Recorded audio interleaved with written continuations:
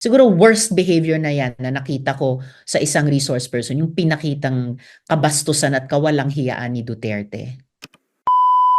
Rape ng bata yung pinatay, patayin mo. Kung sinabi ko, patayin mo. In the moment of outrage yung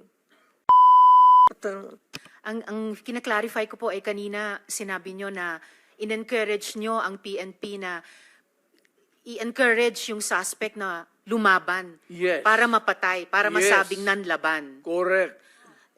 Correct. Para Ito sa very ma-minimize. incorrect. Correct, yes. Very incorrect. So lastly, Mr. Chair, actually may mga isang dosenang tanong pa sana ako sa dating presidente pero na-high blood yata sila sa akin. So dalawang huling tanong na lang.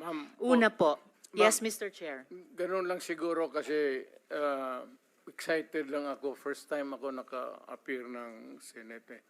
Are you planning to pass any rule sa susunod kung maimbitahan siya uli? Para mapigilan na yun kasi nagiging X-rated yung ano ninyo, yung session nyo.